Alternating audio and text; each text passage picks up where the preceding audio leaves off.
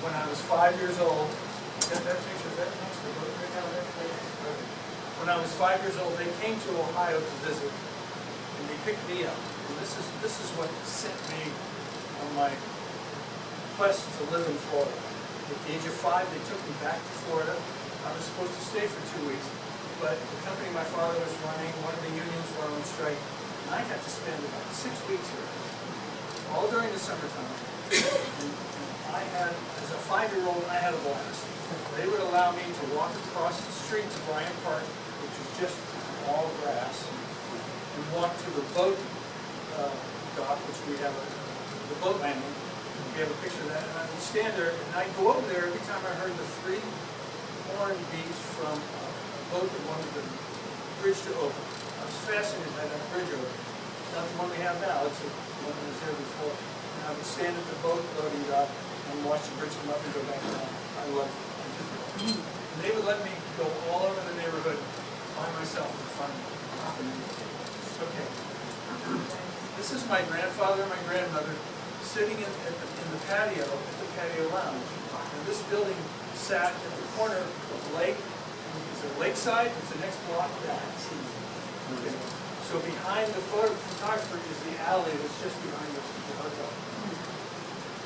And in the patio lounge, there, obviously it was a cocktail lounge, but it was also another restaurant. And I think Jack's father was the manager of that building.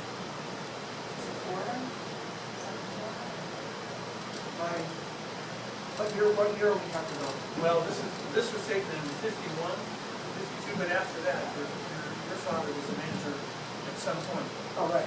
Yeah. This building was built in 1937.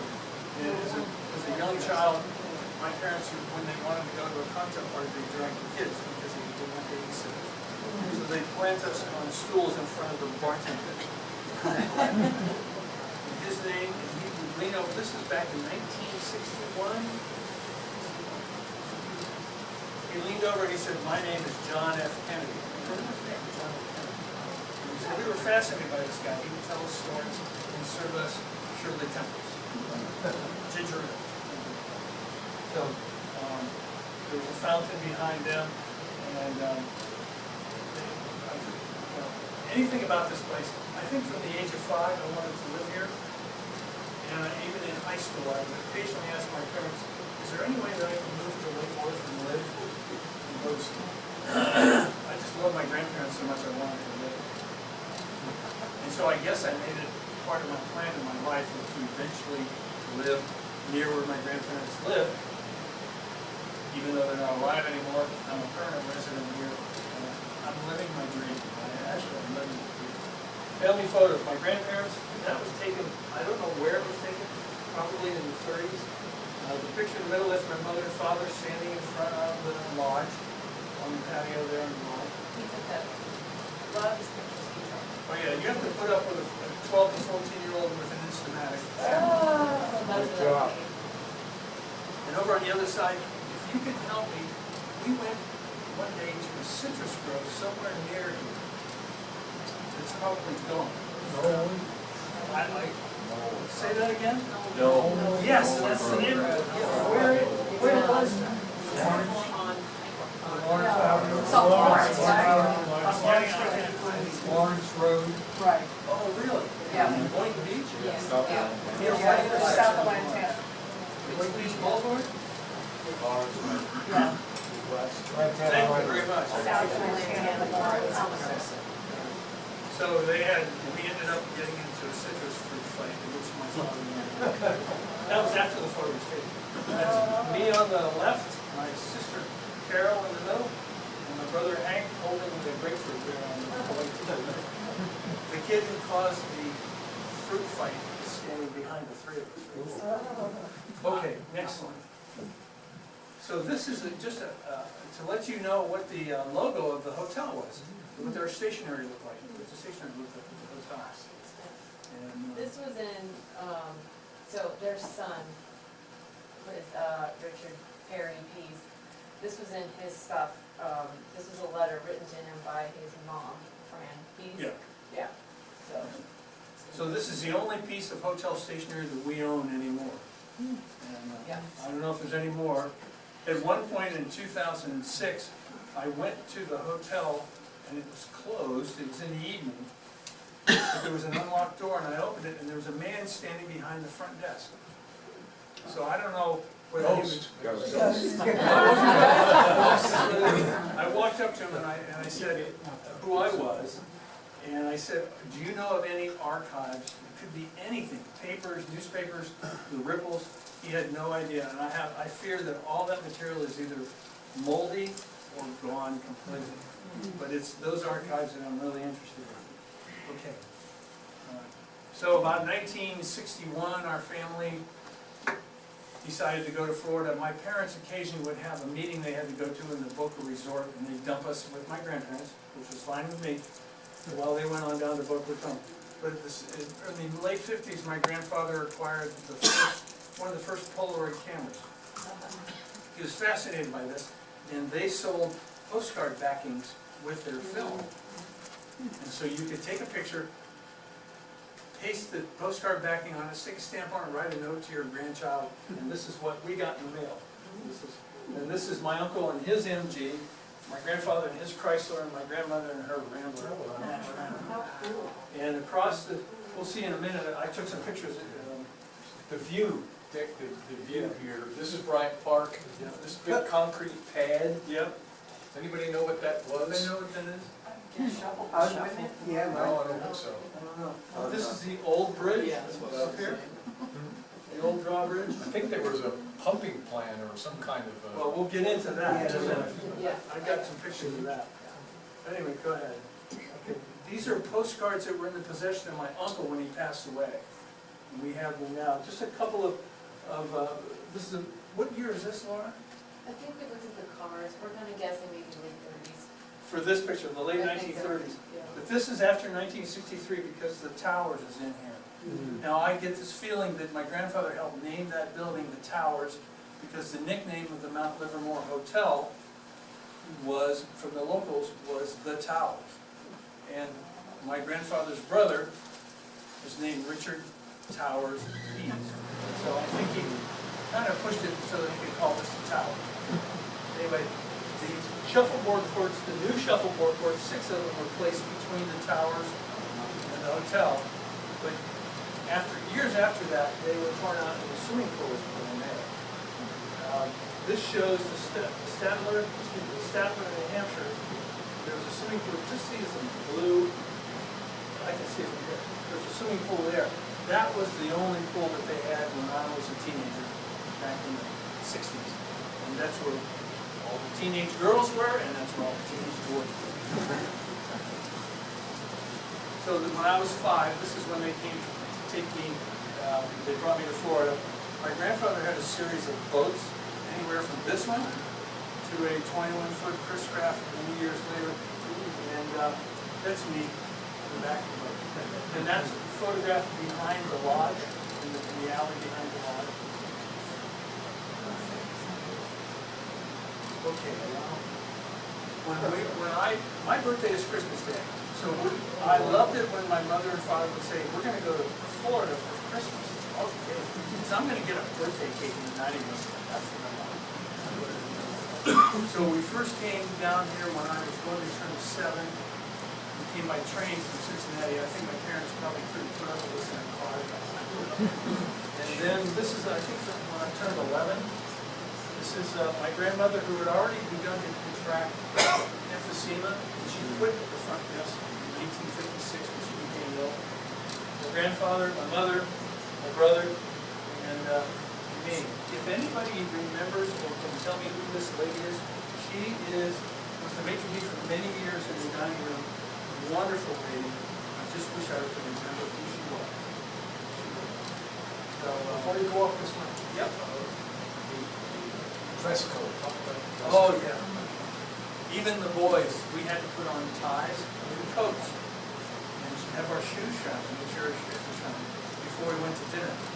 Now, the whole deal was that the adults had cocktails and the kids had to wait for dinner until 7:30, 8 o'clock at night. So it was nice, it was good. But we had to get dressed up. As you can see, we all have Well, I don't know why this occurred like this, I'm not sure why. It was probably too young. But as I got older, I had to wear a necktie. Which I enjoyed doing, especially when I got to be a teenager because there were girls in the guys. Didn't they also just have just the two seatings for dinner? They did. Yeah. They did two The separate early seats. seating and the later Yep. seating, correct? Yep, That's for right. dinner. Yeah. And you always have the same table. And you may have to wait for somebody to get out from your table and get a clean off so you can use your table. Jack, in your day, was there still a dress code like that? Oh, yeah. So right up into the eighties. I don't know, we, didn't stay that long, but there was always a guest house that we Well into the seventies. Yeah. So these pictures were taken about 1963, 64. This is the first year that the towers was finished, and there was a bunch of chairs here for people to watch people playing shuffleboard. And of course, this was my girlfriend for who knows how many Christmases. I had to take her picture more than once. She's in the middle of that picture. But anyway, there were, it was a girl for every boy. It was great. It was wonderful. So those are all faded Kodacolor photographs. So shuffleboard was the thing, and as kids, we were not allowed to play shuffleboard past a certain time in the morning, usually 9 or 10 o'clock, because nobody wanted to play shuffleboard who was a guest that early.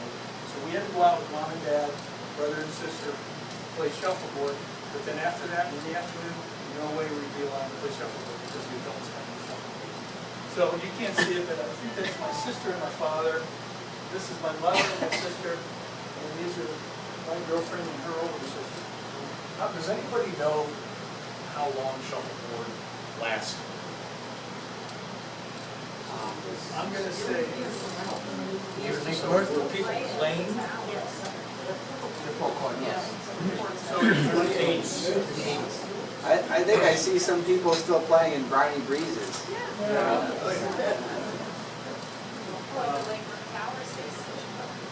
They have recorded that. I know there's one HOA in Boynton Beach, they have a hot shuffleboard league or something in the winter. But when these were torn, I don't know what the year was when these were torn out and the pool was put in. Does anybody know? Now the pool has been torn out and that's all on the ground. So in the year, I'll get to the story. But this is the building, this is the lodge, which we call the annex. My grandparents lived in this apartment up here for many, many years until some of those other buildings behind the hotel, across the alley from the hotel, were purchased by Marshall and Maddox, and one of them was a house. And it had a little tiny room on the back of it facing the alley. And that became the manager's house, so he moved into there out of here. And for many years, my brother and I lived in this little room whenever we came to visit. And it was they had a very nice home, and that building is gone. So are all the small, the 5-unit hotel, 2-unit, 2 or 3-unit building back, they're all gone, including the cocktail areas. Jack, in your era, where did the manager live? Same place in the lodge. Yeah. So he moved in there, he was in there. And I'm not sure what they did with the building that my grandfather lived in. He retired in the summer of 1972. And then that's when I lost touch with the hotel. I have a question, you talked about the pool. Was that pool that was down towards the lodge, or was the? No, that pool, there was a pool built between the towers and the hotel. Okay, I don't remember, I wasn't around. Trying to I figure wasn't that around out for the it. other day.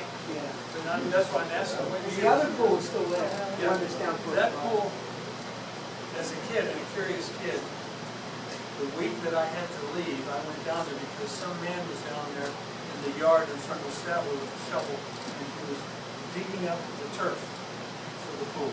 That was 1954, so I can tell you it was built in 1954. Anyway, story. This building that's here now, which is the last building on Dolphin Road, was built somewhere in the mid-50s, in the late 50s. This guy always had an argument with my grandfather about this wall right here, because it was original to the lodge, and it was probably built in the 30s, but it was built on the other guy's property. And he didn't seem to understand the notion of adverse possession. He didn't understand that rule. So my grandfather came in one day and he was very angry. He said, I just hate that guy next door. And everybody's asking, what went on? He tried to knock the wall down. The guy took a sledgehammer to this wall, which used to be square. My grandfather got him to stop, got his lawyer after him. And we just took that picture. Yeah, I did that. Laura took that picture, the wall was still curved like this, because that's the damage that the guy did from this back in 1958. That's why it's curved. So, that's my grandfather, at the hotel, I think. Yeah, 1952, a professional photographer took that. It says in the back, this is like So, what do we got left? Is that it? Well, we got some more pictures. We got the boat landing at Bryant Park, which has changed quite a bit. This is in 1961. A building was begun to be built across the street from the lodge. And as what I was told was it was a pump station. Maybe you people know, the very first sewage treatment plant for Lake Worth, where they put a pipe underneath the intercoastal waterway, underneath the island, like 1 or 2 miles out into the ocean.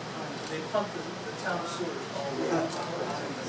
That was the original building that was on that plot, right across in Bryant Park, at the bottom, south corner of Bryant Park. And I was over there every day watching the building. These are my parents when they came, when they dropped us off in Lake Worth for the meetings at the Boca Resort. They had the picture taken at the Boca Resort meeting they went to. That's me with pet dog. That's my father and mother. And I believe, you can't see it, but that's my sister in front of the line. So most of our lives up until 1960 or so were down at the lodge. And then after that, my teen years, we moved up to the manager's house, which is right across from the shuffleboard course. And then that's when Dick discovered girls, and they started showing up the granddaughter. We had a guest at the hotel named Emil Kahn, K-A-H-N, who was a symphony conductor from Vienna. And his granddaughter was that girl that picture I showed. And he was able to spirit most of his family out of Europe in the 30s as Hitler came to power. They left property behind, and I think as I found some legal papers online several years ago, they've been compensated by one or the other governments over there for the property that they lost. But he did recordings with the Vienna Symphony. It was called Orchestra -1. I think was that what it's called? Yeah. Where if you were an oboist, he would do the entire arrangement and play it without an oboe so that you could solo with it, or first chair violin, or bassoon, or French horn, or whatever you wanted to play. He made all these recordings, and you can find them, you can still find them online. In some collector areas. But he was a scandal at the hotel, because about every other year he'd bring a different woman with him for the season. And he was not married. But she was always some foreign language that she spoke and nobody else spoke. Very interesting. That was the last picture. So I probably have many other remembrances. Your presentation sparked a lot of stuff that I don't need to talk about. But It's like a detective story. I mean, the interesting thing is that I just started from scratch. yeah, you did a great job. And you just find this stuff in the newspapers, and of course the museum has some interesting, but there's a lot of holes, things that are not recorded anywhere about exactly when certain things were built or unbuilt or changed or redecorated and so on. And I don't know whether we'll ever know the story, but to me, maybe the most surprising or eye-opening thing was the sort of grand hotel lifestyle of it. I always thought, well, sure, this is like the 20s and 30s and so on, but it persisted in this hotel. This lifestyle persisted right up into the 80s. I mean, dressing for meals, the grand decor, the idea that you had your table and all this sort of stuff. That really was, a completely different era from today, and of course it was a different generation that's largely passed off the scene, but that's, it's something to think about in terms of a whole lifestyle that most of which has disappeared, but maybe some of it can be, you might say, reconstructed, revitalized, recreated, at least the physical environment in which it took place, which would be really fantastic for the communities that could happen. Other questions or ideas? Jack, do you have any other I got anecdotes? one more. No, I think we covered it. Stephen.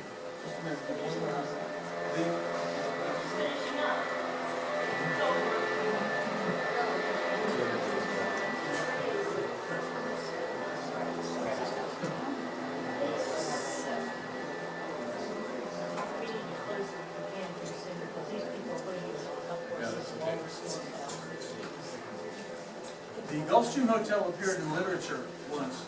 Lawrence McNally, who was a novelist, wrote, Lawrence Sanders wrote Right.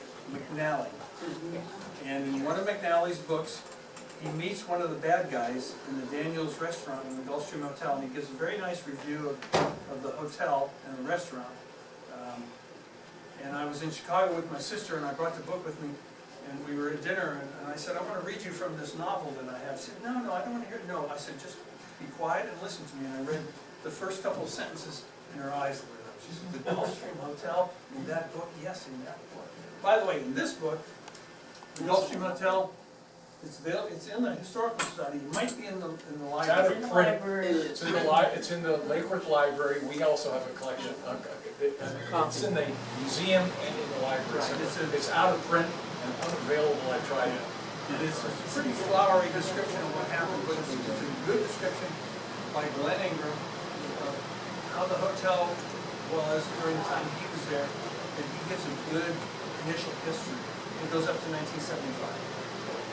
Okay, It's a pleasure. Thank you very much. I want to thank you very much for having me over here. I just want to thank Steve for having me over.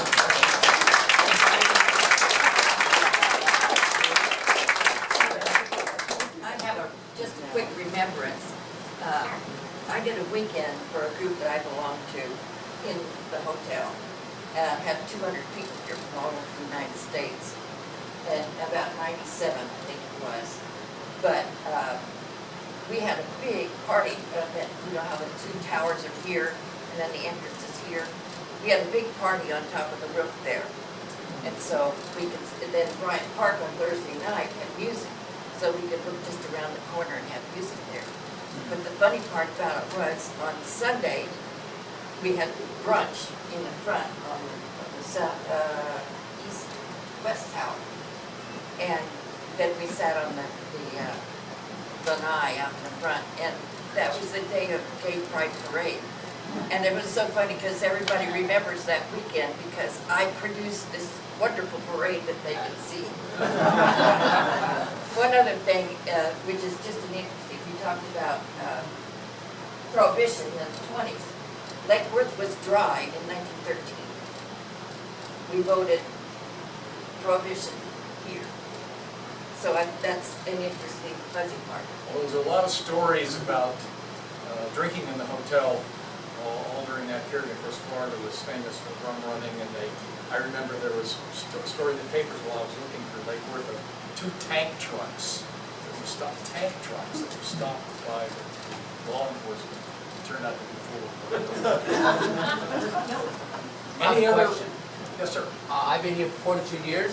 About 30 years ago, I read the history of the town and all the minutes of the commission meetings since 1913, 14, whatever, to 2009.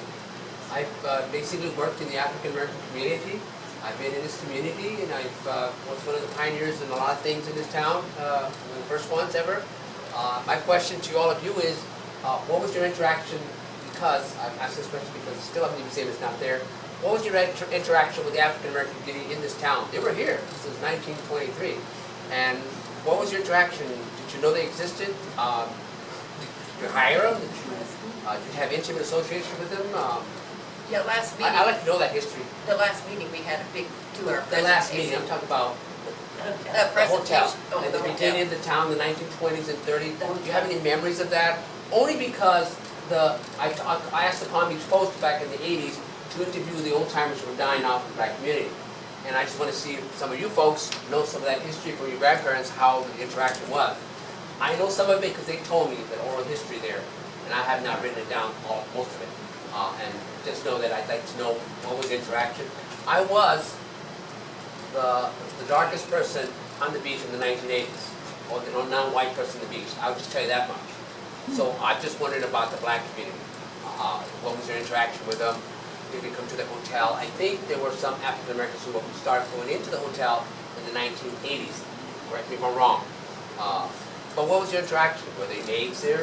Did you interact with them? I'd like to know some history that fill in those gaps. It's not in the museum. The museum is still missing the pieces because I know that the members of the community who don't want to give the pictures for the history of it. They haven't given it. I like them to do it. But maybe some of you have that memories from your parents or grandparents who can tell you something to fill the gaps. It would be great. Because they're invisible, they're validated, but they were here. Yep. And so are the Seminoles, by the way. We need to dig, there's a lot of digging that needs to be done, Yes. a lot of gaps in the history of the hotel that would be fun to fill. Yes. This might be the first sort of public discussion of a lot of this history, and maybe we'll be able to uncover people who have specific memories, either work there, or guest there, or know people who guest there, and we can begin to sort of fill in the gaps in the history. The research that we did was, you might say, sort of once over lightly, consistent with the time and the resources that we had, but there's an opportunity, I think, to learn a lot more. So I'm hoping that some of you know some other people, we can have a conversation, maybe find out whether everybody has old photographs around, because that generation, is rapidly disappearing. Before we finish, any other questions, or comments, or observations? Yes, sir. Dude, if I sit up and introduce No, myself? by all means.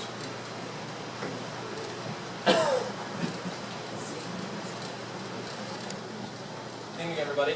My name is Greg. I'm a development analyst with Restoration St. Louis. We are the company that is currently in the process of acquiring the Gulfstream Hotel and revitalizing it. I first wanted to give thanks to the historical team inviting me out here tonight and being a part of this immersive history that this community obviously has and the love that they have for this hotel building.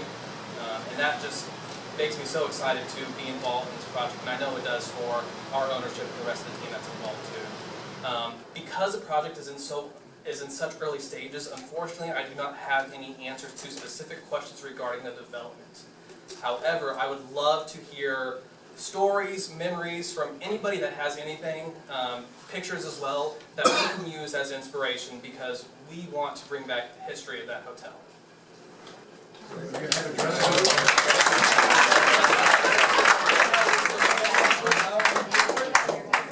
I'm glad I'm here too. I'm glad.